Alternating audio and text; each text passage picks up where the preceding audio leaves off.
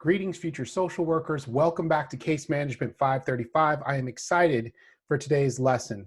I promise you, my goal today is to make this lecture brief. I actually have a short bit of information for you. Shorter lecture, hopefully very helpful for your future careers related to case management. Today, what we're going to be doing is I'm going to be wrapping up our section on implementation. And if you remember from our previous lecture, we talked a lot about the technicalities, the actual skill sets that you'll need to bring with you into completing your case management paperwork, both your clinical and your non-clinical notes. Today, what I'm going to do is give you some tips, some real tips from my career that I have utilized over the past 15 years to manage my time and to complete paperwork in an accurate and timely manner. As you remember in the last lecture, one of the things that I discussed is not only is it important for social workers to be amazing in front of their clients, but you also have to be on top of your paperwork, submitting your paperwork in an accurately and timely manner in order to fulfill the total capacity of your job. So I would hate for you to enter into the field and be great at one aspect of your role and then struggle in another, because that can have an impact on your performance. So for the sake of this lecture, one of the things that I'm going to be doing today is providing you with tips that I've learned over the past 15 years to manage my time in order to complete my paperwork on time with quality and have as little feedback coming back as possible so you don't have to spend time redoing your notes. The second thing we're going to do for this lecture is I'm also going to give you tips on court appearances. As social workers, it's not going to be uncommon that you will make appearances in court and you'll need to stand before a judge either to discuss the outcome of a particular case, provide updates on your client that you're serving, or you will be subpoenaed to court because there are questions related to services or progress related to one of your clients. And so I'm going to give you tips on that as well. So for the sake of this lecture, I'm going to go ahead and share my screen and we will dive into today's lesson. So according to the GEM model for case management, we are still in the intervention phase of case management, and that actually falls into wraparound. If you recall, the phase of wraparound that we refer to that is congruent with the GEM phase of intervention is implementation, okay? Implementation. Oops, sorry about that. I'm just resuming share now. Okay, so what we're going to do is move into the lecture for today's content. So over the past 15 years, a couple of things that I've learned is it's one thing to want to complete your paperwork on time, and you can go into your work every single week with an idea of which clients you're going to see, what documentation you have to complete. However, there is an art to completing your paperwork and managing your work or managing your schedule effectively. And so in order to do that, I put together a brief list of things that you can do to manage your time effectively so you can complete your paperwork and your one-on-one appointments or group appointments with your clients like an all-star, okay? And so one is to deliberately plan for the work to do next week. Now that sounds obvious, right? To make a plan for what to do. But it's important to understand that towards the middle or end of the week of your work week, what you're going to want to do is sit down and deliberately look at and plan for what next week's appointments are going to look like. I had given you a tip in previous lectures that whenever possible, you want to have repeat meetings with your clients. And so if you can meet on the same day, same time, that adds continuity and it also starts to build a regularity within your schedule. However, what's really important to understand is you're also going to have meetings that pop up, crisis to manage throughout the weeks, and you're also going to have times where clients cancel. And so what's really important to do is sit down and kind of plan through your week, all right? Walk away from every meeting considering that you have a note to write. This is effectively, is very important. So what's important to understand is that as a social worker, every time you have contact with a family, whether it's a phone call, whether it's particular service that you're providing, a resource, whatever the case is, face-to-face meeting, therapy session, you must document those services. And so what's really important to understand here is that every time you walk away from a contact, from a meeting with a family, or if you've made a phone call and followed up with them, you will have a note to write and complete, okay? What you want to do is consider opportunities to bill. So in cases where you're providing therapeutic services, whether you are the therapist assigned or whether you are not the therapist assigned, but you're still providing rehabilitative services or crisis management services or whatever the case is, you're going to consider that you're going to have to complete a mental health documentation note, as you saw in the previous lecture. This is important, and I'm giving you a heads up now that your supervisors or agencies are actually going to track what meetings you have with clients during the month. And what they're going to do is they're going to be looking for, in cases where you are providing mental health services or what we refer to as Medi-Cal services, they are going to be looking for you to have completed a Medi-Cal note for each one of those services. So what's important to understand is that just start to get into the expectation that whenever you have contact with a family and you are also providing billable services, what you want to do is intentionally go into those meetings with the intent to discuss information that is considered billable or therapeutic, so you can walk away generating a note. This will alleviate a lot of the stress from you in searching for what to do that could be billable. It will prevent you from having to catch up on notes later, and it's also going to prevent you from having your supervisor ask you, where are the mental health notes for this month? Okay, you don't want to be in that situation, especially with state guidelines for deadlines that you have for your notes.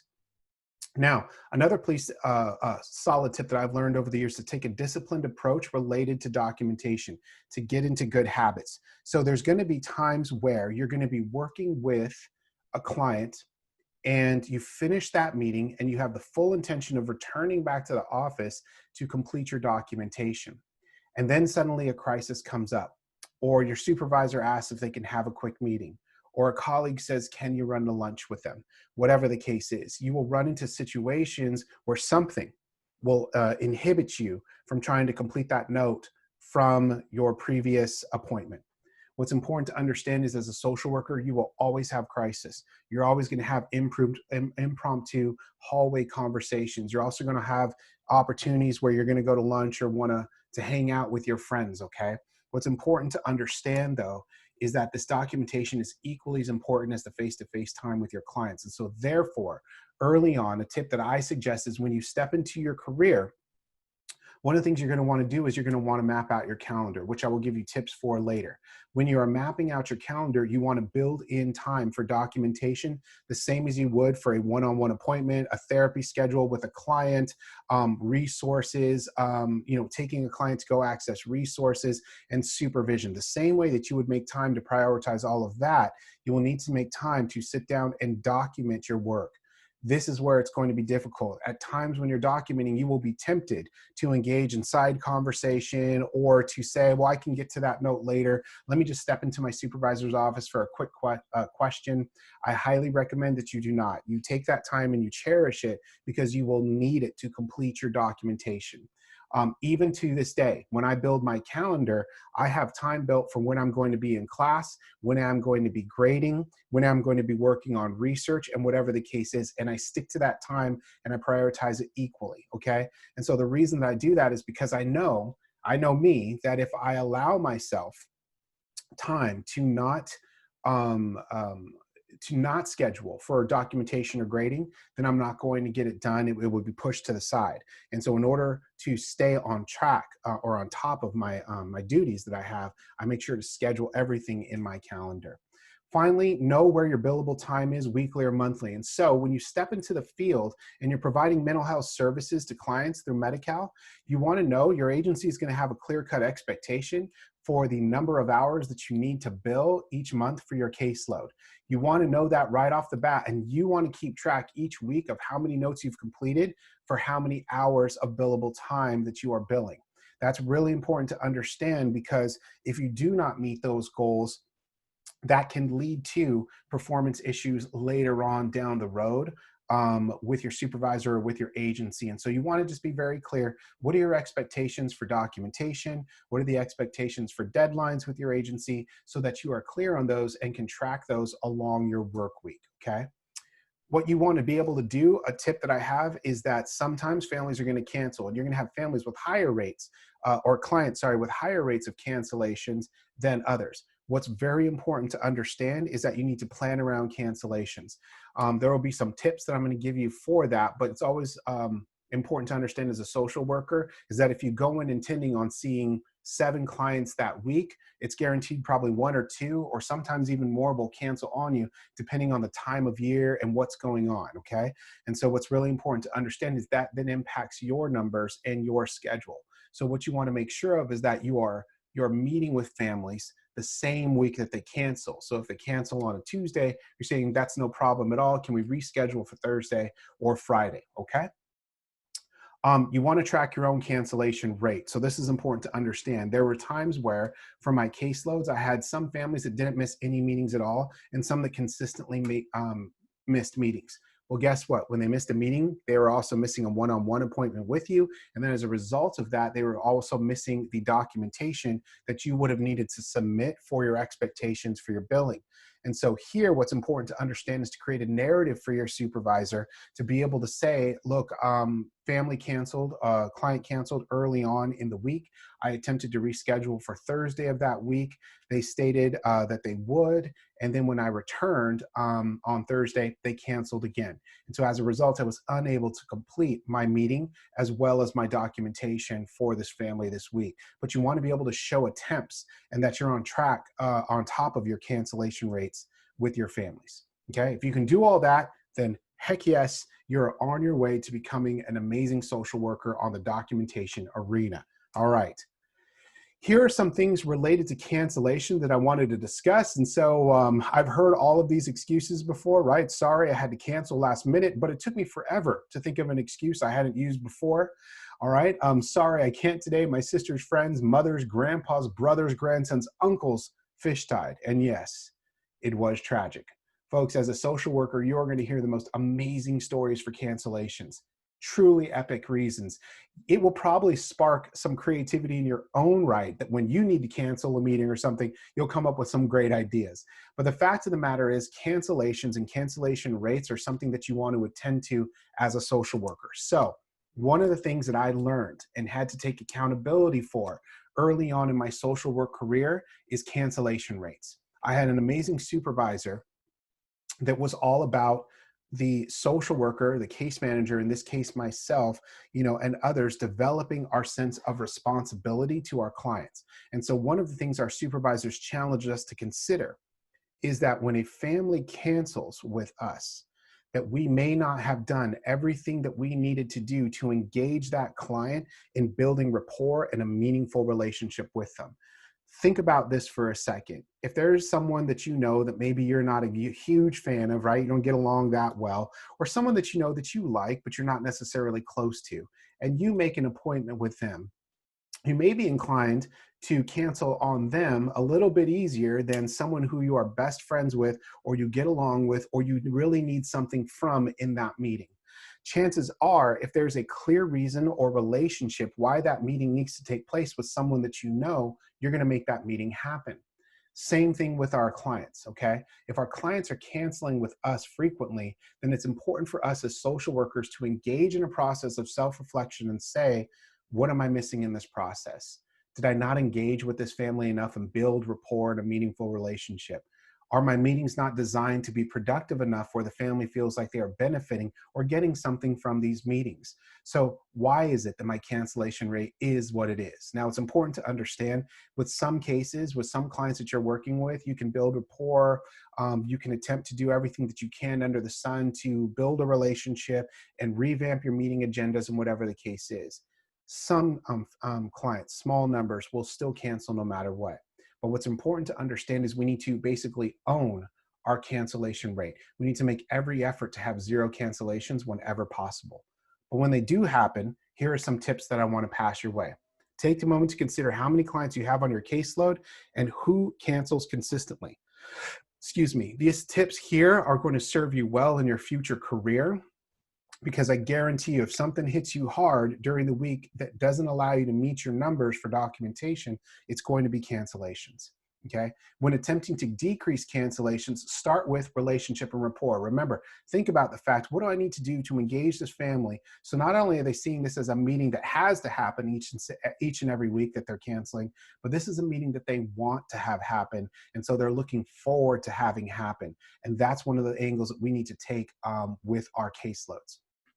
schedule your cancelers at the beginning of the week. So if you have families, all right, that tend to cancel all the time or fairly consistently, you don't want to schedule those for a Thursday or Friday because you can't make up that meeting. It's gone, right? And so at times what I've had to do is shift those families that seem to have a higher cancellation rate, move them over to a Monday, Tuesday meeting. I wouldn't even wait till Wednesday, to be honest with you. I would put them in a Monday and Tuesday category. Now, some of those families have said, oh, you know what? I really can't do Mondays or Tuesdays. You know, Thursdays and Fridays are better for me, yet they have a high cancellation rate.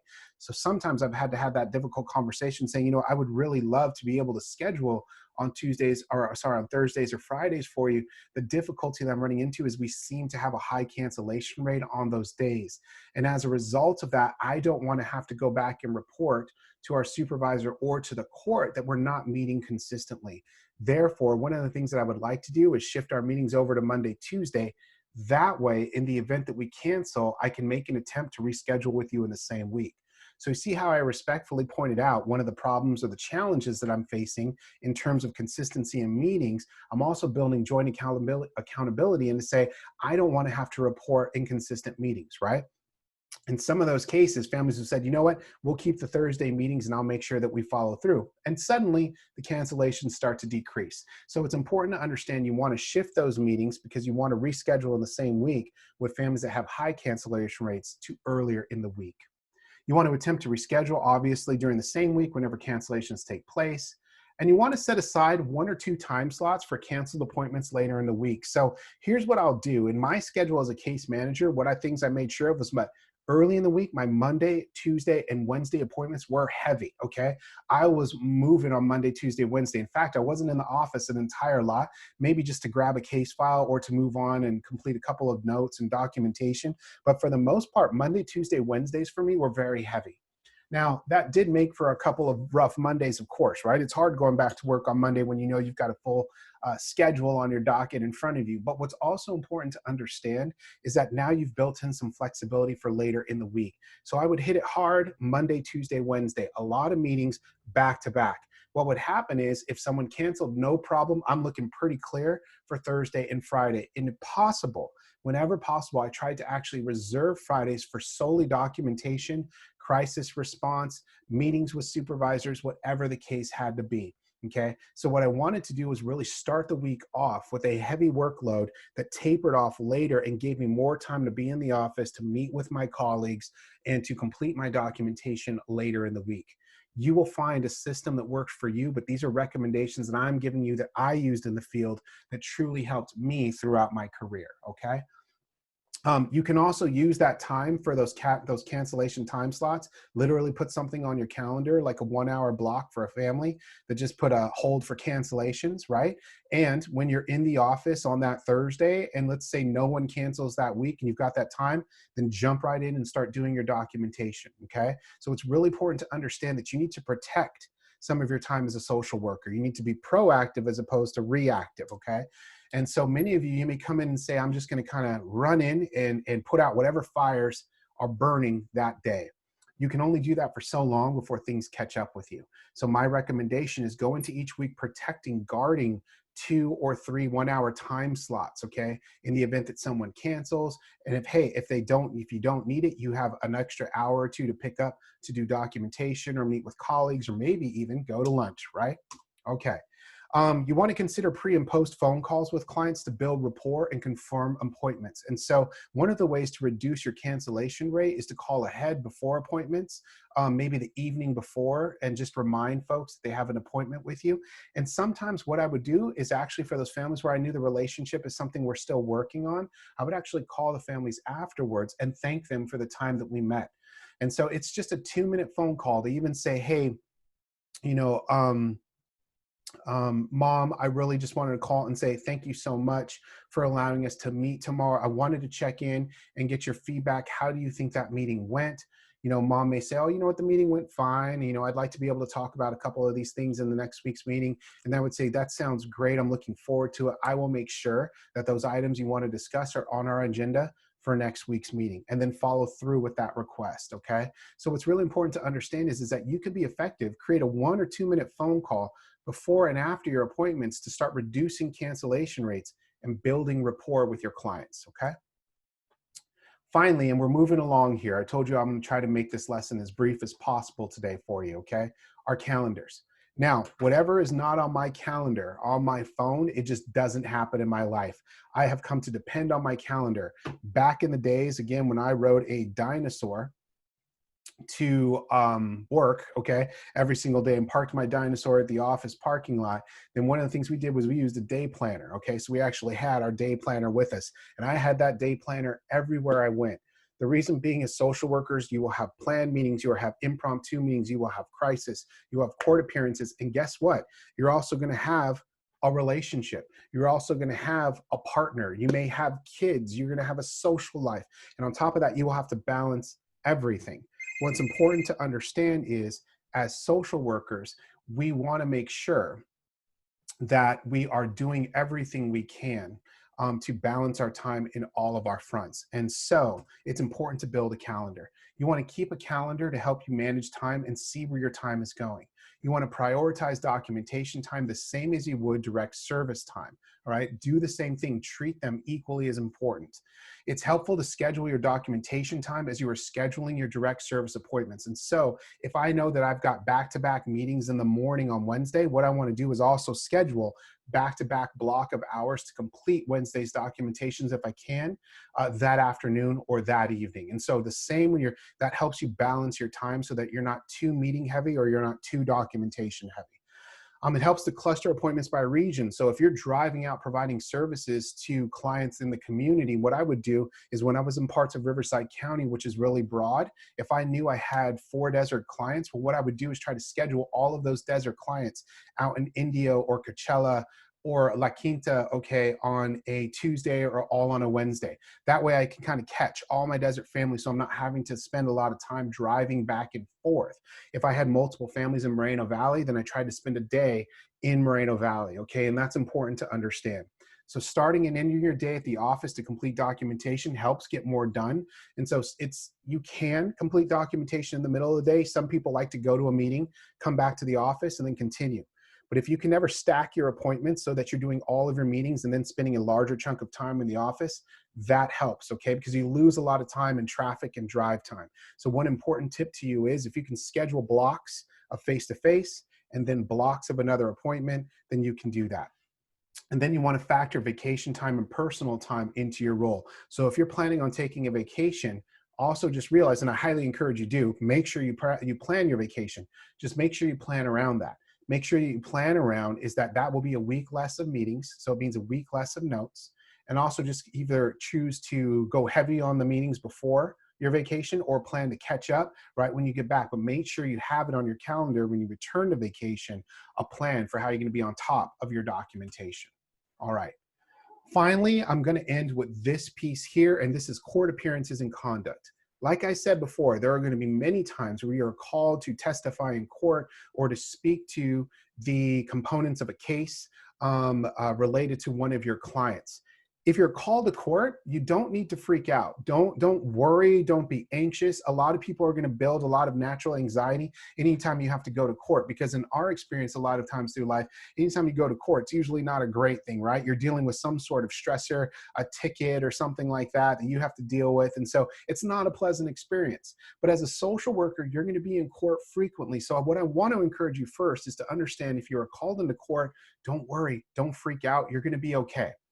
Sometimes you're going to get that letter in the mail and you're going to be served with a subpoena, all right? And a subpoena is a formal call from a lawyer saying that you must appear in court in order to answer a series of questions or to conduct a review on a particular client or case or documentation or whatever the case is.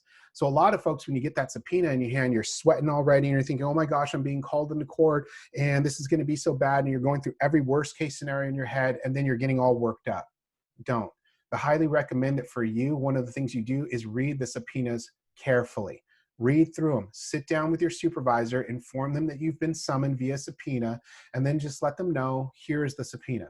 I have gone over literally dozens of subpoenas in the time that I've been working in the field, and all of them are different. Here's what's important to understand. A subpoena doesn't just give carte blanche to a lawyer to be able to access everything that you've ever done with a particular case. In some events, lawyers are just looking for specific information because there's a discrepancy between parties. It doesn't mean someone's done something wrong. It just means they're trying to get to the bottom of an occurrence or an investigation. And so what subpoenas may actually call for is just 2 bits of information. Maybe they only want to see progress notes from a specific date. Maybe they only want to see billing or confirmation of therapeutic appointments for the month of June. What's important to understand is don't go in assuming that they need to see everything in the case file and bring that file into court. Once you bring that file into court, if you have it with you, it can be called in to be reviewed.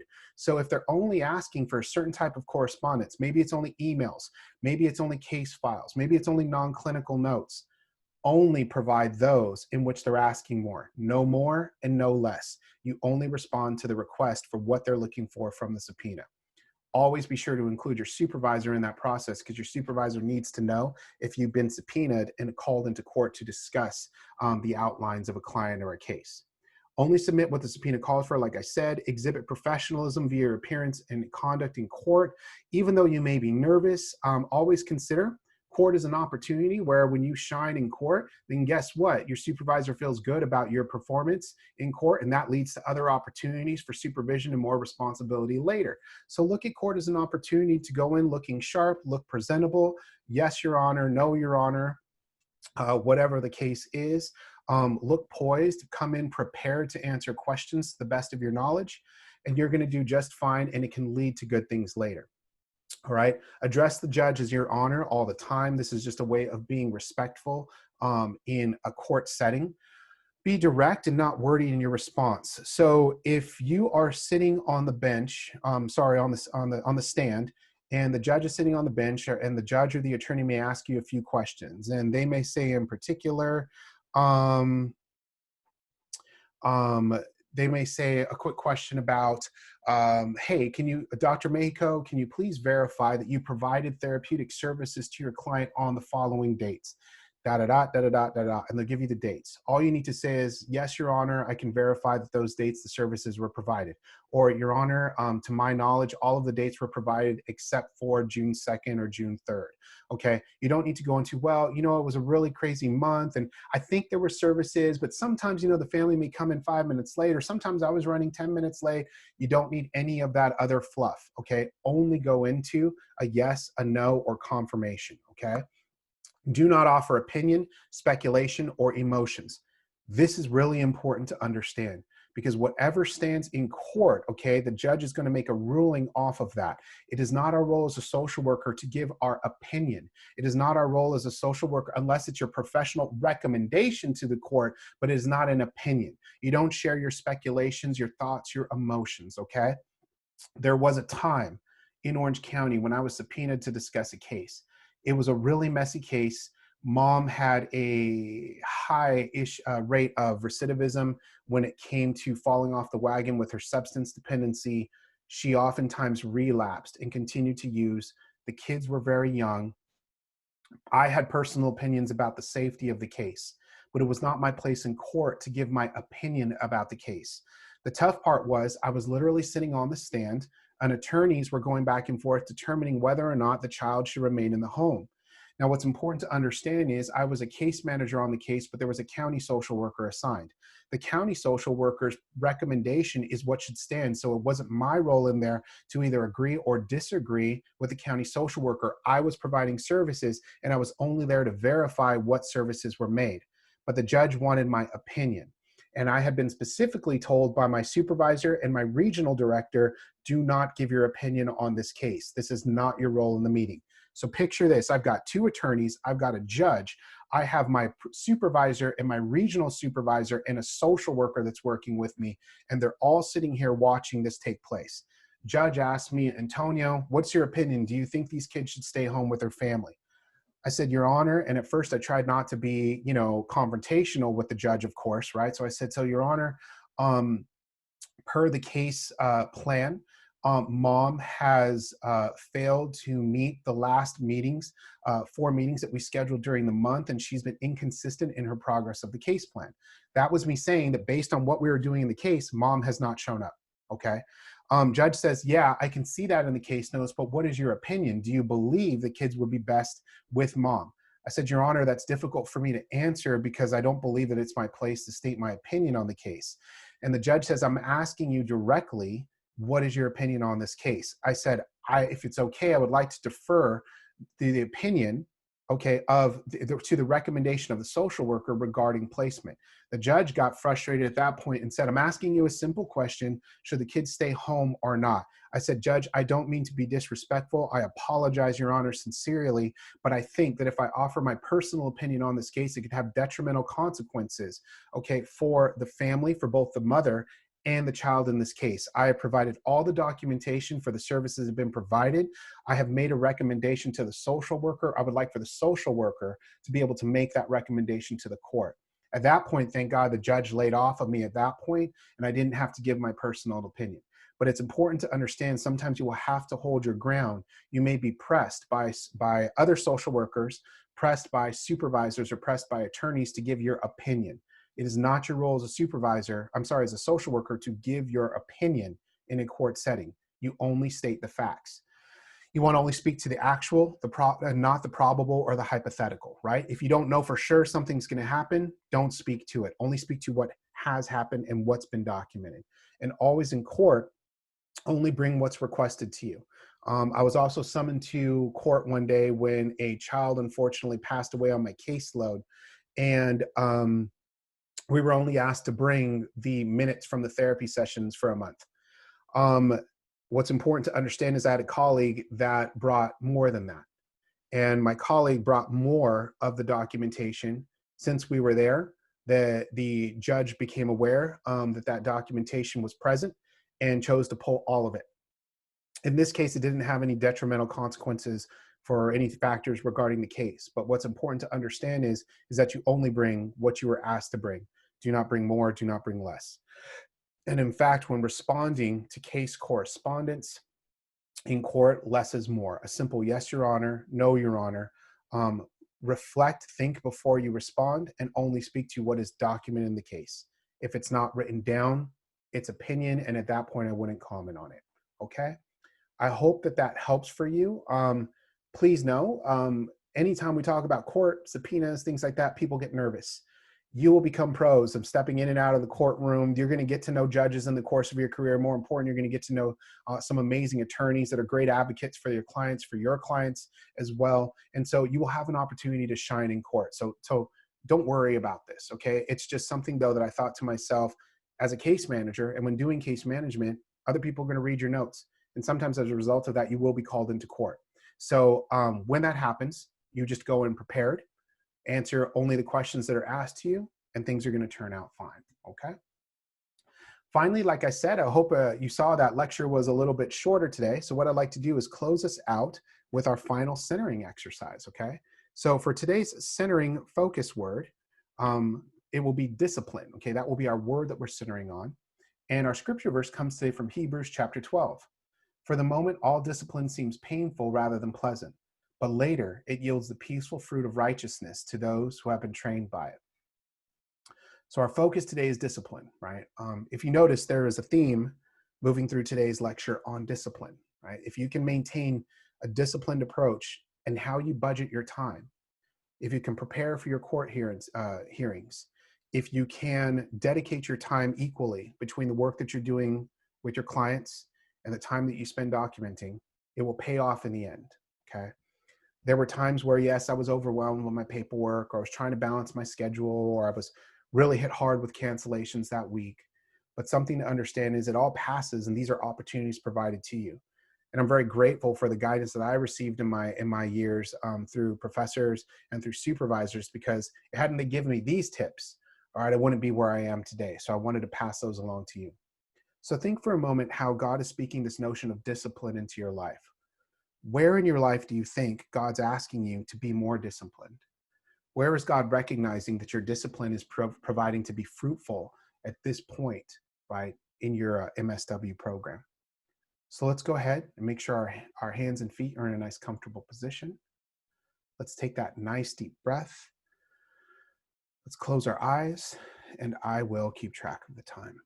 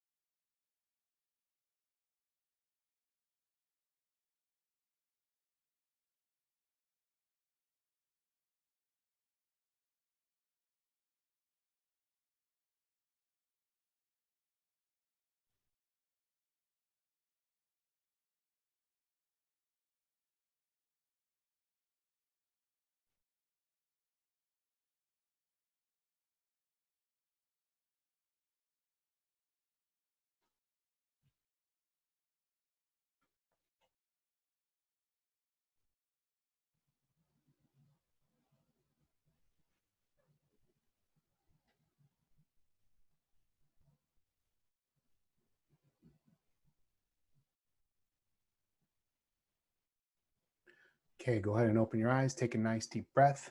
Welcome back.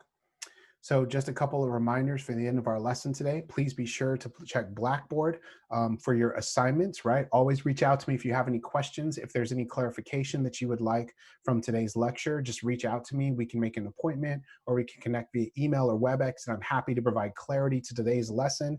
Know that I am praying for you. And at this point of the term, you're almost there. You're making your way, right? So you've got this. So hang in there. Let me know if there's anything that you need. I'm happy to help you out. And I wish you the best, and I will talk to you soon. Thank you very much.